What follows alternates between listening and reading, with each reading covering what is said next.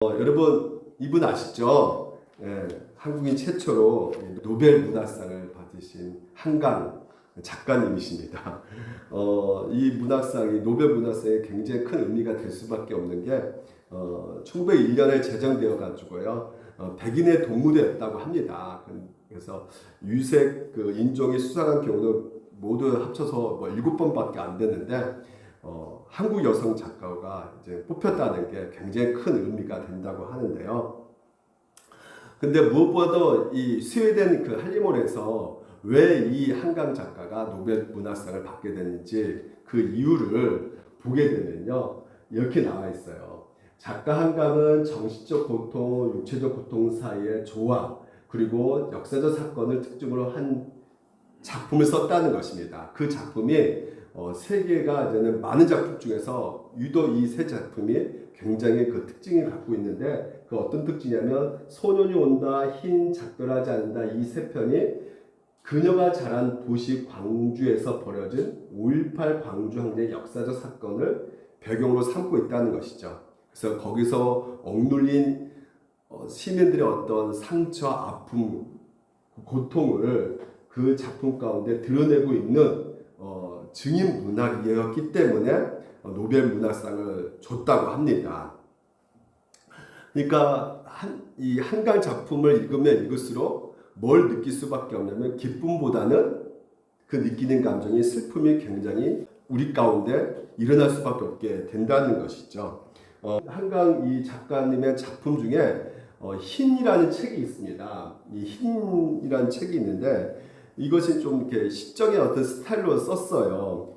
그래서 이 책의 그 내용을 보게 되면 흰색 사물들에 관한 그 짧은 단상, 그것이 계속 소개돼요. 뭐 강보, 베네온, 눈송이, 손수건, 흰나비, 하여튼 65개를 열가면서 그 소설을 이렇게 써내려 가는데요. 이 소설 그 내용을 보게 되면 그러니까 자기가 태어나기 전에 그 언니가 있는데 그 언니가 태어나고 나서 바로 이렇게 죽은 그 이야기를 담고 있거든요. 그래서 그 죽은 언니로 인해서 온 가족이 이제 슬픔에 잠기는 것이죠. 그 고통을 얘기하고 있는 것인데, 그러니까 아마도 상징적으로 그 5.18 그 사람들을 얘기해주고 있는 것 같아요. 그런데 그 언니를 통해서 느끼는 어떤 그 감정들, 그래서 이 아픔들이 그 흰 옷을 볼 때마다 그 언니가 떠올린다는 것이죠. 그래서 그런 어떤 슬픈 그리고 고뇌 그리고 죽은 자 살아남은 자의 어떤 여러 가지 생각들을 이 책에 담고 있는데요. 그래서 이 책에 대해서 그 스웨덴 할리몰에서 뭐라 말하냐면 슬픔의 흰색이라고 이렇게 표현을 하고 있어요. 그러니까 슬픔의 흰색을 통해서 소설이 축조되었다 이렇게 말을 할 정도로 아주 이 책을 보면 그 슬픔이 이제는 우리가 받을 수밖에 없는 것이에요.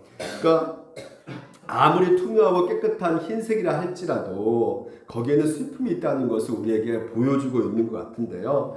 그래서 이 한강 작가님의 이 책을 통해서 저자 직감으로 뭐라고 말하고 있냐면 이렇게 말을 하고 있습니다. 한강 작가님이 이렇게 말하고 있어요.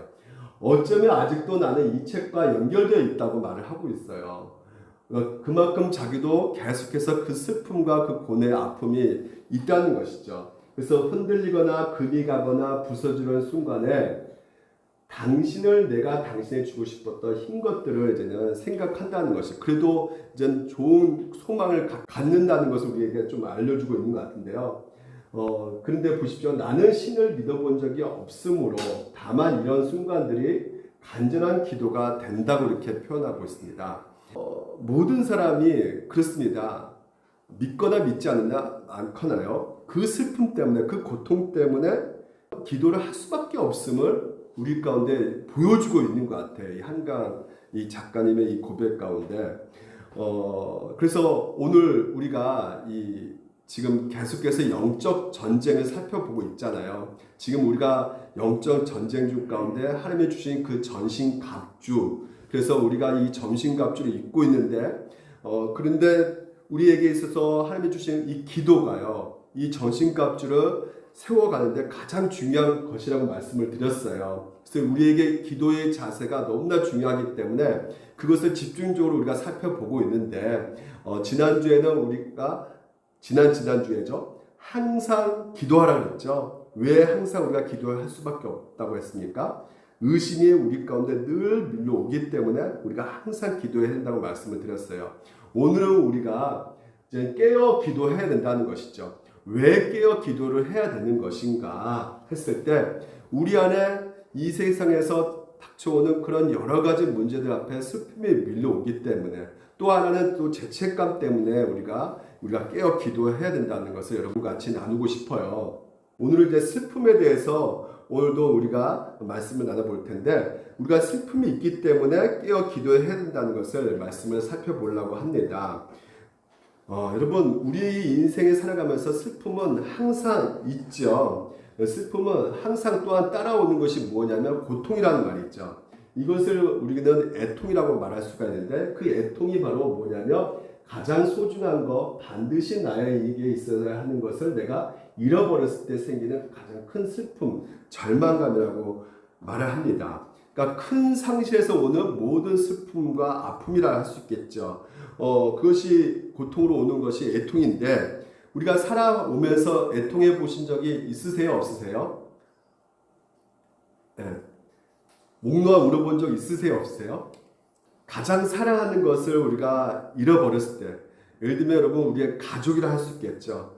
가족을 잃어버렸을 때 우리가 많이 애통하지 않습니까? 저도 제가 정말 가족 중에 그 사촌형을 굉장히 좋아했었는데 그 사촌형을 암으로 이 하나님 나라 보냈을 때 굉장히 너무나 마음이 아팠었거든요. 정말 그때 막 목 놓아 울은 적이 있었어요. 그 한강 작가도 그 작품 속에서 죽은 언니에 대한 기억으로 말미암아 온 가족이 그 슬픔과 애통에 잠겨 있는 그 이야기를 그려내고 있듯이 우리 이 세상에 살아가면서 슬픔과 애통이 일어날 수밖에 없다는 것을 우리가 알 수가 있죠. 근데 이런 슬픔과 고통, 여러분 여러 가지 우리가 갖고 있는 이 아픔이요.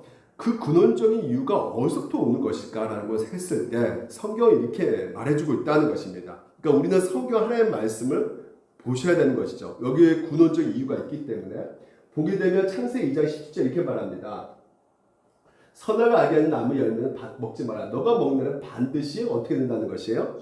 죽음이라는 것이 온다는 것이죠. 다시 말해서 반드시 죽을 것. 이게 바로 사망이라는 것입니다. 그러니까 사망 그 죽음이 오늘도 우리에게 하는 일을 이렇게 경고하고 있단 말이죠. 땅은 너로 말미암아 저주를 받는다는 것이에요. 그 너는 내 평생에 수고하여 그 소산을 먹으리라 이렇게 말씀하고 있단 말이죠. 다시 말해서 성경에서는 죄로 말미암아 이 죽음, 이 사망이 오늘도 우리가 사는 이 세상을 완전히 저주받는 세상을 되게끔 하고 있다는 것이죠. 그러니까 죄가 우리 가운데 들어와 가지고요. 우리가 사는 이 세상을 내가 언제라도 내가 소중하게 여겼던 것들이 뺏길 수가 있고 잃어볼 수 있게끔 하고 있다는 것이죠.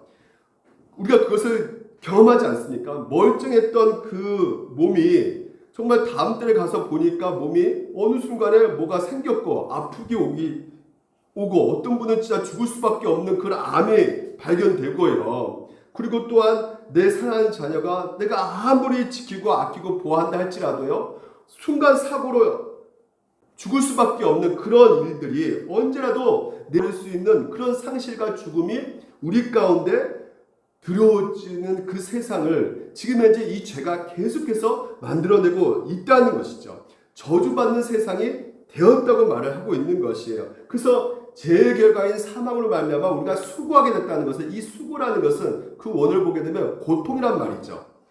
그러니까 고통을 우리가 경험하게 되었다는 것이에요. 죄로 인해서요.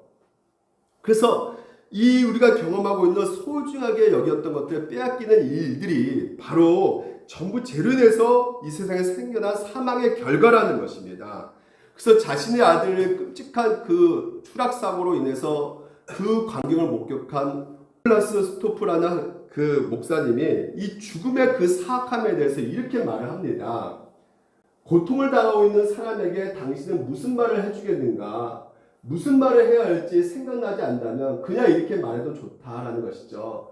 무슨 말씀을 드려야 좋을지 모르겠습니다. 그렇지만 우리가 슬픔을 당한 당신과 함께 있다는 것은 알아주십시오. 이렇게 말하면 좋다는 것이에요.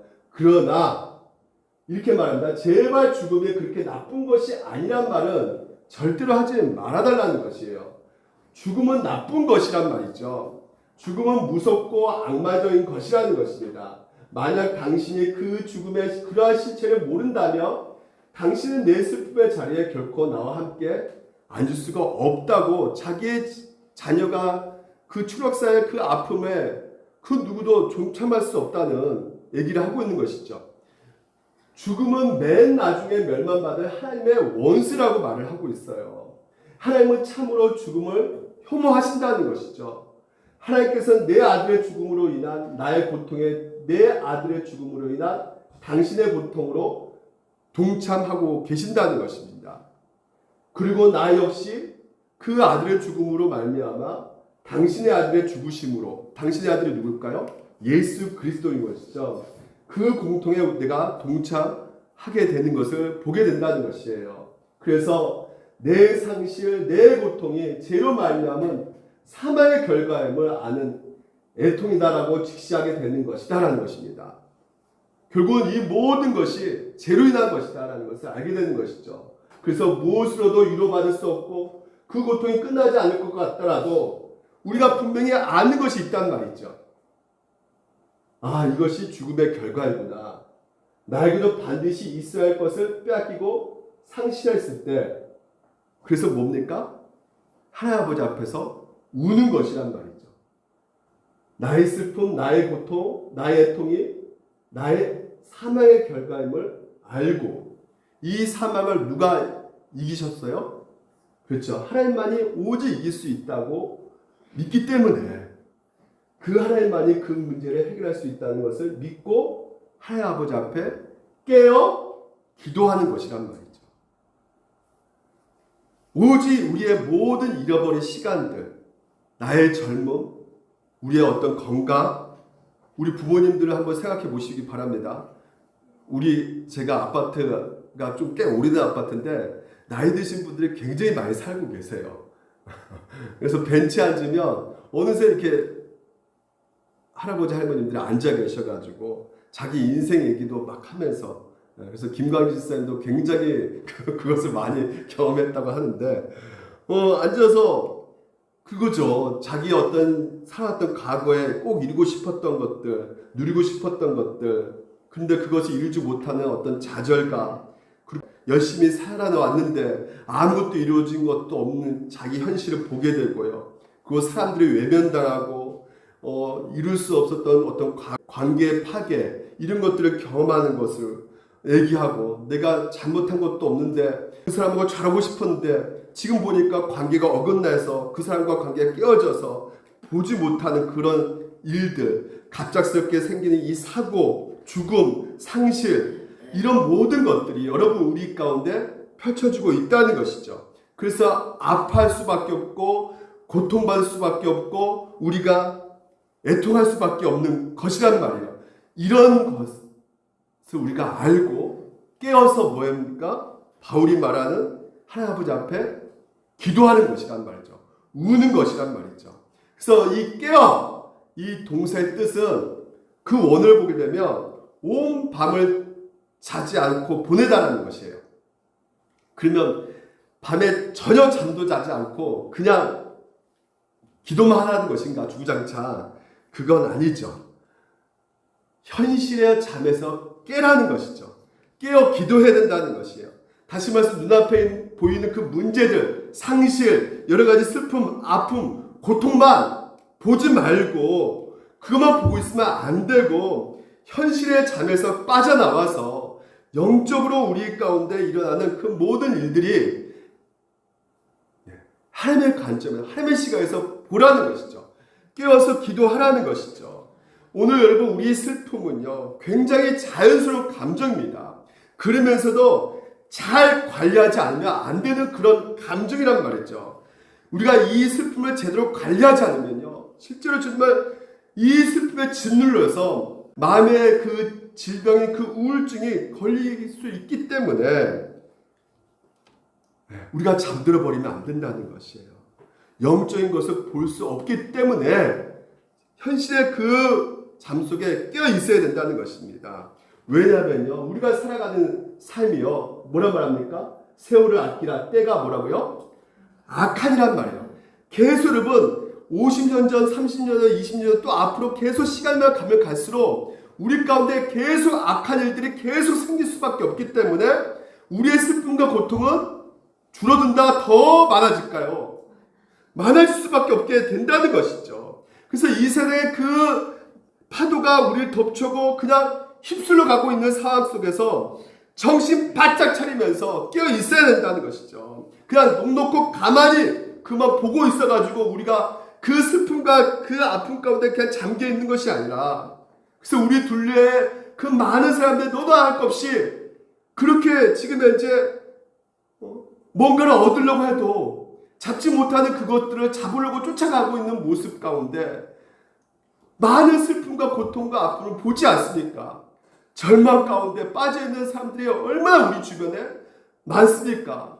뭔가를 얻게 되면 괜찮을 거라 생각하고 행복이 올 거라 생각해서 그것을 잡으려고 달려가도 잡히지 않는 것을 경험한단 말이죠. 제 서울에 있는 친구가 막 주식을 하는데 이 주식을 하면 뭔가 잡힐 것 같다는 생각이 든대요. 근데 막상 계속해서 그 모든 것을 내 시간을 거의 절반, 아니 풀로 들인다 해도 막상 그 순간에 어떤 결정적인 순간에는 잡히지 않는 것을 느껴졌다는 것이에요. 그래서 없음으로 인해서 오는 그 상실의 절망, 이런 것을 더 많이 뼈저리게 느낄 수밖에 없는 이 세상에 우리가 살아가고 있다는 것이죠. 근데 여러분, 이 모든 것이 여러분 주 안에 따르면, 모든 일들이 주님께서 일으키신 것이라면, 그 섭리 가운데 있다면 우리가 어떻게 생각할 수 있겠습니까? 깨어서 다시 한번 볼 수가 있는 것이죠. 모든 것이 주님의 것임을 믿으십니까? 오늘 아침에 눈을 뜨게 하는 것도 뭐예요? 주님이란 말이죠. 제가 항상 말씀드린 내 심장이 오늘 아침에 뛰고 있는 것도 내 심장이 누구 것입니까? 결론적으로 주님의 것이란 말이에요. 내 앞에 어떤 일이 일어날지 모르지만 그 어떤 일이 일어나는 것도 누가 하는 것이란 말입니까?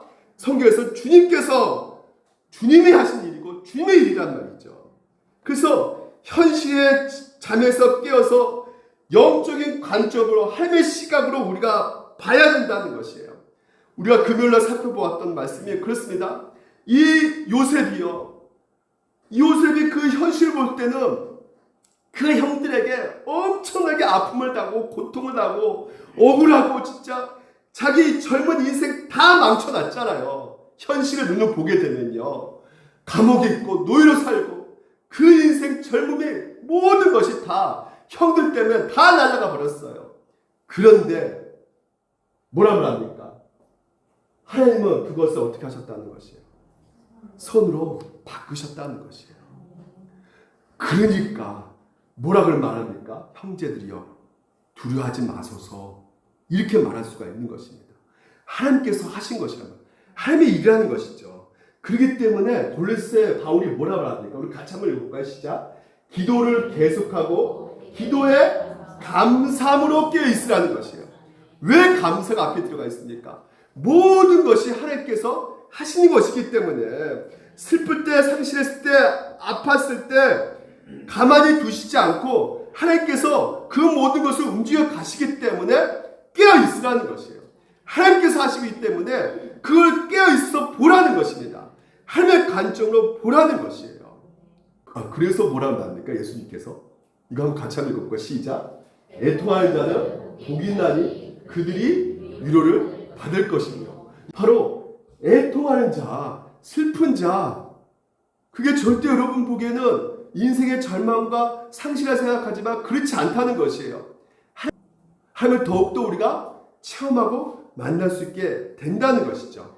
그래서 오늘 이 에베소 이 깨어 기도가요, 우리에게 정말 너무나 잘 그 모든 내용들을 잘 품고 있는 그 시편의 한 시인의 기도문이 있습니다.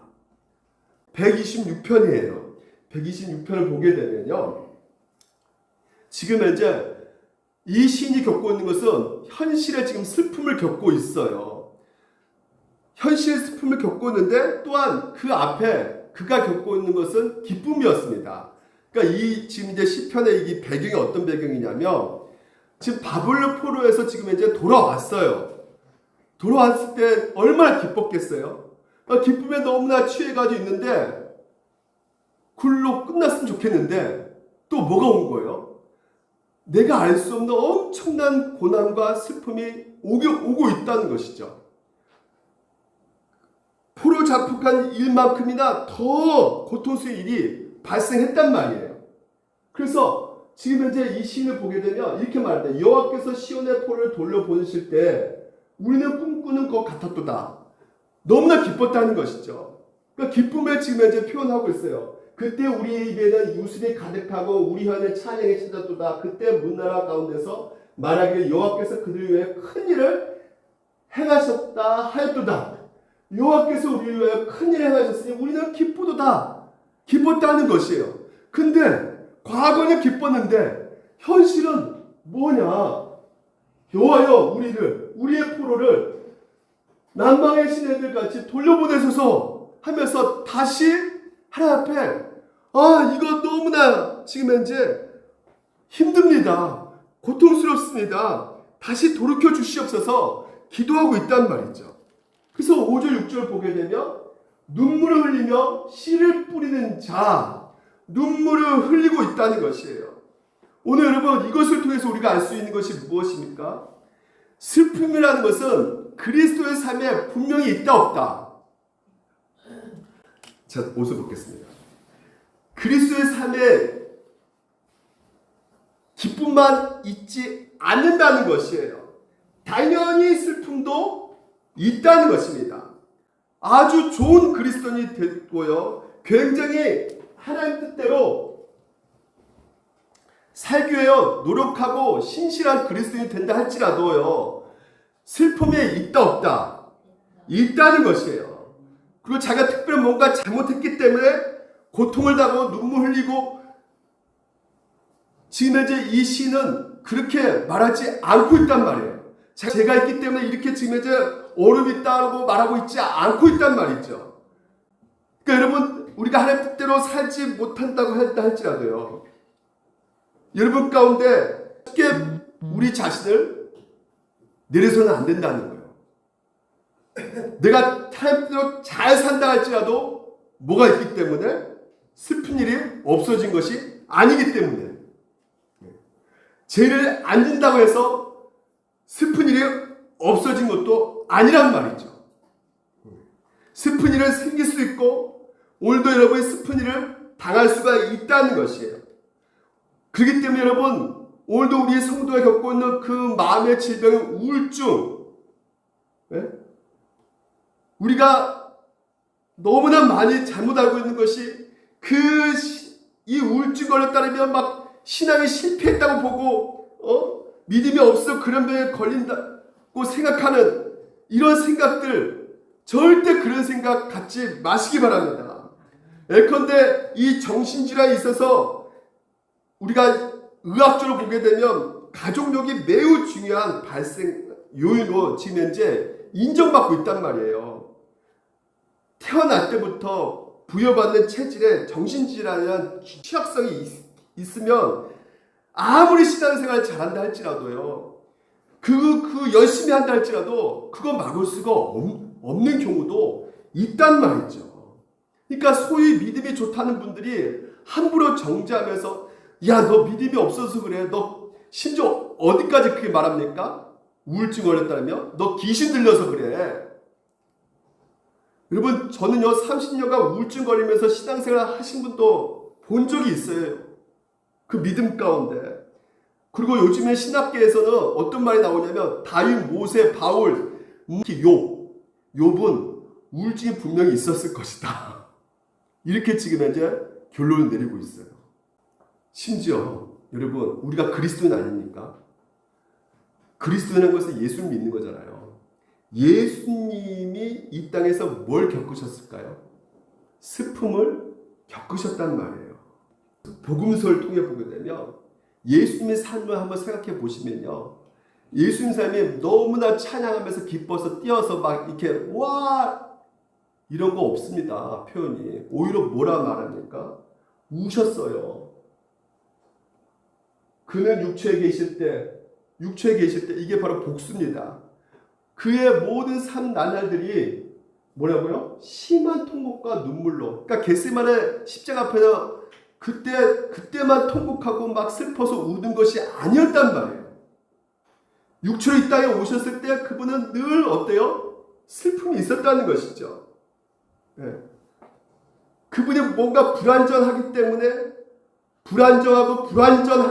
슬퍼하고 우는 것이 아니라 완전하신 분이잖아요. 완전한 하나님이신데도 불구하고 슬프셨다는 것이죠. 그분이 죄인이기 때문에 슬픈 것이 아니라 죄인이 아님에도 불구하고 어떠하셨다는 것이요? 슬프셨다는 것이에요. 오늘 여러분이 이 예수님의 모습을 보면서 우리 가운데 다시 한번 내가 겪고 있는 이 슬픔을 우리가 어떻게 볼 수가 있을까요? 오늘 이웃의 그 슬픔을 또한 우리가 어떻게 볼 수가 있을까요? 나의 슬픔, 이웃의 슬픔을 우리가 공감하지 못하면요. 우리는 정말 어떤 사람이 될까요? 냉담한 사람이 될 수밖에 없습니다. 제대로 슬퍼할 줄 아는 사람이 여러분 바로 그리스도인이에요. 그래야지만 여러분 마음이 깊은 사람이 되는 것입니다.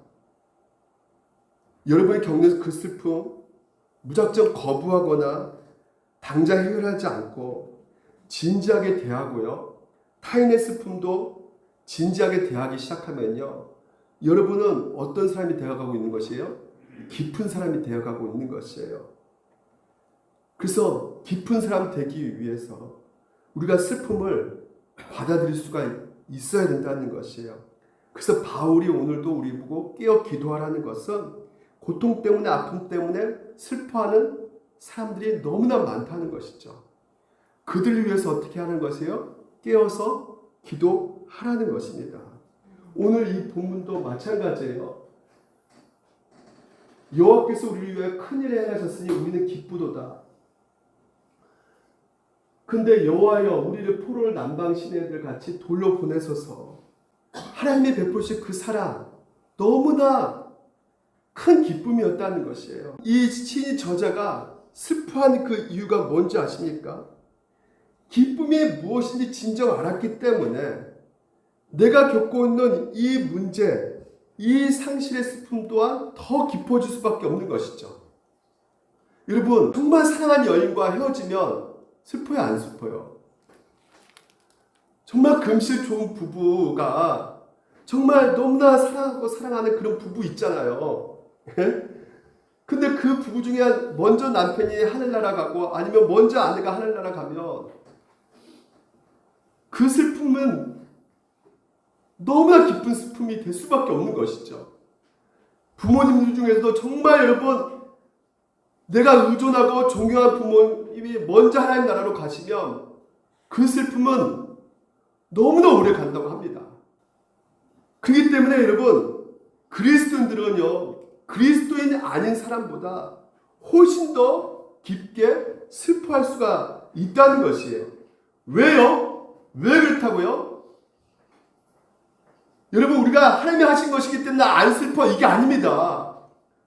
우리를 위하여 큰일을 행하셨단 말이에요. 우리가 그것을 본단 말이죠. 네? 복음이에요. 복음을 우리가 본단 말이죠. 하나님께서 우리를 사랑하신다는 거. 오늘 우리가 이 복음, 우리는 내가 생각한 것보다 훨씬 죄인이고 하지만 감히 내가 바라거나 상상했던 것보다 더 훨씬 이런 나를 사랑해 주시는 그 하나님의 더 큰 사랑을 우리가 받고 있다는 거. 이게 바로 복음이지 않습니까? 하면 늘 우리는 하나님을 늘 배신하잖아요. 하나님 말씀을 어기잖아요. 그럼에도 불구하고 하나님께서는 우리를 사랑하셔서 자기 아들을 내어주시지 않습니까? 죽기까지 사랑하신단 말이죠. 하나님 우리를요. 그러니까 우리 자신이 얼마나 큰 죄인이고 얼마나 악한지, 동시에 하나님이 우리에게 베푸신 사랑이 얼마나 큰지 경험한 사람은요, 그게 바로 놀라운 기쁨이잖아요. 그렇지 않습니까? 나 같은 놈을 끝까지 사랑해 주신다니 이거보다 더 큰 기쁨이 어디 있어요? 이 세상은 어느 정도 다 조건적인 사랑 아니겠습니까? 심지어 부모라 할지라도요, 어느 순간에 가보면 그 조건 있는 사람, 너 성적이 잘 나오냐? 그러면 내가 좀 좋아하라고 내가 널 다 잘 대해줄게. 근데 자녀들이 느끼는 상처가 왜 깊은 상처가 있습니까? 왜 부모의 사랑이 조건 있는 사랑처럼 생각되는 겁니까? 그렇죠. 바라는 것에서 제대로 내가 부모로부터 보여주지 않는다면 거기에서 오는 미움, 거기에서 오는 학대, 거기서 오는 그 엄청난 욕, 그런 것들로 이 세상은 조건 있는 사랑이다. 조건 있는 사랑 이 세상은 없어. 그런 우리를 하나님께서 어떻게 하십니까? 불러주셔서 복음을 듣게 해주셨단 말이에요. 조건 없는 사랑이 있다는 것을 알려주셨단 말이죠, 여러분에게. 여러분 무슨 공로 보고 조건 보고 사랑해 주지 않는다는 것을 우리 가운데 예수 그리스도를 통해서 보여주셨다는 것이죠. 그래서 우리는 그 사랑을 더 깊게 더 알게 되며 그 조건 있는 사랑에 대해서 더 우리는 뭐요? 슬퍼할 수밖에 없게 된단 말이죠. 그 조건적인 그런 감정에 대해서 더 슬픔이 깊어지는 것이죠. 그러니까 하나님의 조건 없는 사랑을 우리가 누리지 못하면 슬픔이 더욱더 올 수밖에 없는 것이란 말이죠. 그래서 우리는 성경에서 뭐라고 말하냐면 하나님의 은혜로 우리의 그 모든 감정과 마음의 정서가요 부드러워진다는 것이에요. 또 새 영을 너희 속에 두고 새 마음을 너에게 주되 너희 육신에게 굳은 마음을 제거하고 뭘 줄 것이며 부드러운 마음이라는 거예요. 그러니까 뭐예요? 뭘 알게 되는 거예요? 우리가 눈물을 알게 된다는 것이죠. 그러니까 조건 없는 하나님의 사랑을 체험하기 전에는 늘 내 죄가 들통날까봐 막 수치심에 막 그것을 숨기고 감추고 방어적으로 우리가 생각하고 굴고 했는데 이제는 조건 없는 하나님의 사랑을 겸하기 때문에 나를 있는 그대로 받아주시는 그 하나님의 사랑을 겸하기 때문에 마음이 어떻게 되는 것입니까? 부드러워지는 것이란 말이죠. 옛날엔 다 경계했단 말이에요. 나를 나 어떻게 볼까? 나를 어떻게 싫어할까? 나 이렇게 잘못했다면 나를 뭐라 그러지 않을까? 늘 불안감 때문에 사람을 경계했지만 그 조건 없는 하나님의 사랑을 누릴 때 우리 마음이 부드러워지고 그리고 뭐예요? 이 죄에 대해서도 옛날엔 정죄했지만 분노하기보다는 슬퍼한단 말이죠. 하나밖에 없는 아들 내어주신 그 놀라운 사랑을 경험했을 때 우리 마음 가운데 뭐만 남는 것입니까? 슬픔이 남는 것이죠. 상대방이 병들었을 때, 회사에 잘려진 사람을 보았을 때 우리 가운데 오는 그 감정은 무슨 감정이에요? 같이 그 슬픔을 공감하고 사랑하는 감정이 깊어지는 것이란 말이죠. 그래서 어떻게 해요? 우리의 슬픔은 더 깊어지는 것이란 말이에요. 예수 믿으면 슬픔이 깊어지는 것입니다. 많은 사람이 잘못 알고 있어요. 더 그렇기 때문에 뭐야? 하나님 아버지 앞에서는 매력적인 사람이 되어가고 있는 것이란 말이죠. 왜요? 그 모습이 예수님의 모습이었기 때문에. 보십시오. 그 나사로를 보니까 심령이 비통히 여기시고 불쌍히 여기사 모든 사람들이 그 나사로 죽음 가운데 우는 것을 어떻게 해요? 예수님도 같이 아프하시고 울고 계신단 말이에요. 슬퍼하신단 말이죠. 그래서 어떻게 해요? 예수께서 눈물을 어떻게 해요? 아니 고쳐줄 건데 금방 왜 우십니까? 울 필요 없잖아요. 근데 우신다는 거예요.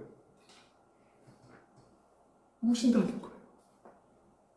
그 고통과 상실에 대해서 같이 아파하신다는 것입니다. 그러니까 당연히 오늘도 여러분, 우리가 그리스도인이라면, 예수를 닮았다면 한편으로 기쁜 사람이죠. 그 복음을 들었기 때문에. 그렇죠. 내가 사랑받고 있는 것 때문에 기쁘고, 진짜 사랑하고 있고 같이 사랑하고 있는 그 공동체에 있기 때문에 기쁘지만, 또 한편으로는 우리 가운데 슬픔이 온단 말이에요.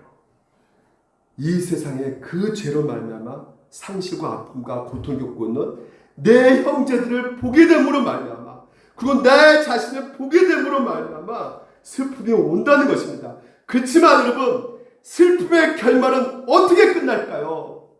오늘 시편 126편이 이렇게 보여줍니다. 눈물을 흘리며 씨를 뿌리는 자는, 이 말은 뭡니까? 깨어서 기도하는 자는 뭐라고요? 기쁨으로 거두리라. 여러분, 씨를 뿌리면 여러분 열매가 금방 나요? 안 납니다.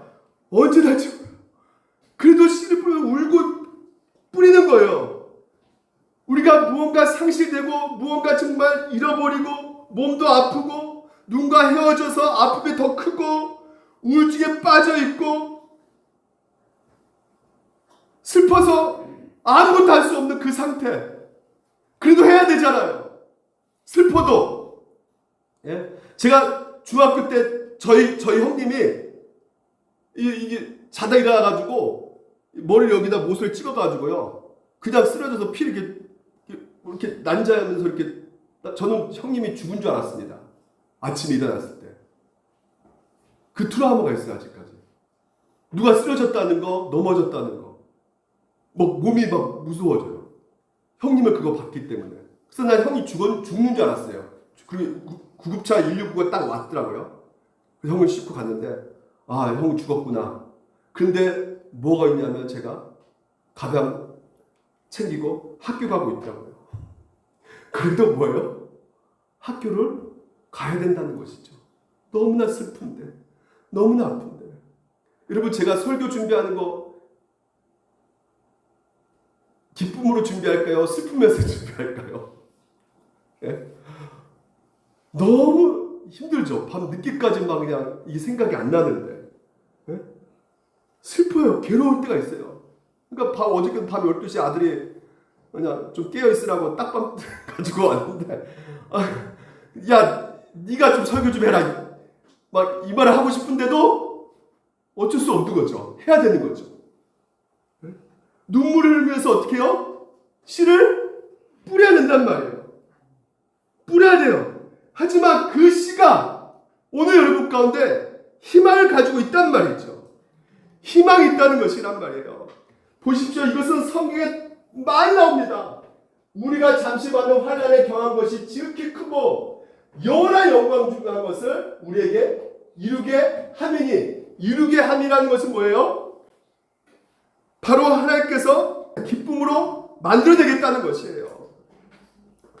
지금 여러분이 겪고 있는 그 아픔 때문에, 슬픔 때문에 오늘 여러분 우리가 눈물의 씨, 우리가 지금 이제 기도로 나아가고 있을 때 하나님께서는요, 정말 우리 가운데 이 일은 절대 일어나지 않았으면 좋겠는데 하는 그 문제인데, 그것이 일어나는 상황 속에서 하나님 아버지 앞에 왜 그렇습니까? 왜 이런 문제 때문에 내가 이렇게 진짜 하나님 웁니다. 도와주세요. 그 슬픔, 그 울음 통해서 하나님께서는 준비하고 계신다는 것이죠. 그 이미지를, 이게 제일 중요합니다. 여호와여 우리의 포로를 남방 시내들을 같이 돌로 보내소서. 이 남방이 히브리어로 뭐냐면 네게부입니다. 이 네게부 지역이 뭐냐면 사막이에요. 사막이에요. 근데 사막에 와부라고 있어요. 와부. 사막이죠. 보시죠. 사막이죠. 이 사막이에요. 이 네게부 사막인데 와부가 있는데, 이 와부가 뭐냐면 이 척박한 이 땅 가운데 세상에 3일 동안 비가 내리는 것이 아니라 3주 내내 비가 내립니다. 순식간에. 그러면 순식간에 비가 내리잖아요. 그러면 이 사막인데 어느 순간에 뭐가 생기는 거예요? 물이 생기는 거예요.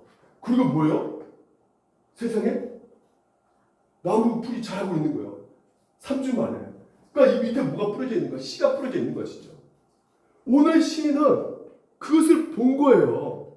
그래서 이렇게 말하는 것입니다. 신하들 같이 돌로 보내소서. 하나님께서 일하시면 된다는 것이죠. 오늘 이 시편 이야기가 바로 전체 주제가 그렇습니다. 시편 2, 3편 보게 되면 절망이에요. 슬픔이에요. 그 시인 기자들의 아픔입니다. 그래서 유진 피터스가 이 시인을 주석하면서 뭐라 말하냐면 우리가 어떠한 고난을 당하고 회에 빠지고 분노에 휩싸이고 절망과 회에 빠져 어느 때까지입니까? 라고 그 시편이 시인들이 얘기하고 있단 말입니다. 그래서 어떤 시인은 진짜 하나님 나 안 들래 필요 없어 다 이렇게 말하는 시인까지도 있단 말이죠. 그런데도 결국은 뭐라고요? 이 시인 150편까지 가서 보니까 할렐루야 할렐루야 할렐루야 찬양한다. 눈물의 씨를 뿌리지만 기쁨으로 단을 거둔단 말이죠. 네? 그래서 거두리라 울며 씨를 뿌려 나가는 자는 반드시 뭐라고요? 기쁨으로 그 곡식단을 가지고 돌아오리로다. 누가 하시기 때문에? 하나님께서 하시기 때문에. 그래서 예수님께서 이미 우리 가운데 그것을 보여주셨단 말이에요. 진실로 진실로 너희를 이르노니 하늘의 미알이 땅에 떨어져 죽지 않으면 하늘 그대로 있고 죽으면 뭐예요? 예수님께서 뭐예요? 자기 몸을 우리를 위해서 씨 뿌려졌단 말이죠. 십자가에 죽으셨단 말이에요. 희생하셨단 말이죠. 슬픔이죠. 아픔이죠. 고통이죠. 이 잔을 좀 치워달라고 제발 좀 이 잔을 치워달라고 말했던 그 슬픔 그 고통이 뿌려져서 결국 어떻게 됐습니까? 예수님이 부활하셨죠. 오늘 여러분이 그리스도인이란 말이죠. 그리스도인이라는 것은 다른 말로 예수 그리스도 같이 운명을 함께 한다는 것이에요. 예수님의 닮아가는 삶으로 오늘 우리를 살아가게 하신다는 것입니다. 그렇기 때문에 당연히 여러분 가운데 슬픔이 있고 고통이 있지만 궁극적으로 예수 그리스도가 부활하셔서 질문 한번 던져보겠습니다. 오늘 예수님이 창세기부터 계시록까지 읽고 나서 기뻤을까요? 슬펐을까요? 다현아, 기뻤을까? 슬펐을까? 창세기에 보게 되면 1장, 2장 뭐 나와요? 심히 좋았더라. 기뻤죠? 3절에 뭐가 나와요? 아니 3장에 뭐가 나와요? 2장부터? 아담의 죄가 나오잖아요. 얼마나 슬펐습니까? 예수님, 하나님이 괴로웠어요. 그러니까 신학에 가도 마찬가지죠. 이 신학에서 예수님의 그 제자들이 다 배신하잖아요. 다 외면하잖아요. 얼마나 슬픕니까? 그렇게 사랑하는 자들이 외면할 때. 근데 그 슬픈 고통 가운데 계시록에는 뭐라 말합니까? 우리 같이 한번 읽어봅시다. 모든 눈물을 그 눈에서 닦아주시니 다시는 사망이 없고 애타는 것이나 복하는 것이나 그 것이 다시 있지 아니하니. 아멘. 우리에게 뭐가 있는 거예요? 부활, 영원한 하나님 나라, 궁극적 하나님 나라. 여러분 천국 가면 울까요? 안 울까요? 눈물이 있으니까 닦아준단 말이에요. 왜 눈물을 흘릴까요? 우리가? 진짜 실체를 봤거든요. 내가 지금까지 살아왔던 현실의 그 모든 아픈 고통이 진짜 궁극적인 실체를 보니까 눈물이 어떻게 해요? 쏟아질 수밖에 없는 거죠. 하나님 나를 이렇게 사랑하셨는데 내가 겪었는 그 아픔, 슬픔, 내가 느꼈던 그 모든 감정들. 근데 그 눈물 가운데 누가 닦아주고 있는 거예요? 예수 그리스도께서 하나씩 하나씩 여러분 눈물을 닦아주시면서 궁극적으로 여러분 가운데 뭘 말씀하실까요? 기쁨으로 올 때 내가 너를 인도하셨다는 거예요. 큰 일을 행하시는 그 하나님께서 오늘도 여러분 인생 가운데 그 모든 것을 움직여 가시고 일하셨다는 것이죠. 그래서 이제는 너는 사망이 없고 오늘도 우리가 겪고 있는 모든 슬픔, 아픔, 고통 그 애통이 바로 이 사망의 죄의 결과인데 더 이상 거기에는 그것이 없고 애통한 것이나 아픈 것이나 다시는 곡하는 것이 없는 진짜 현실의 잠에서 깨어날 때 우리가 이 하나님 나라를 볼 수 있기에 오늘도 사도 바울은 깨어서 기도하라. 너에게는 뭐가 있다? 하나님 나라가 있다. 기쁨으로 돌아오는 놀라운 축복이 여러분 가운데 주어졌다. 약속하고 계신단 말이죠.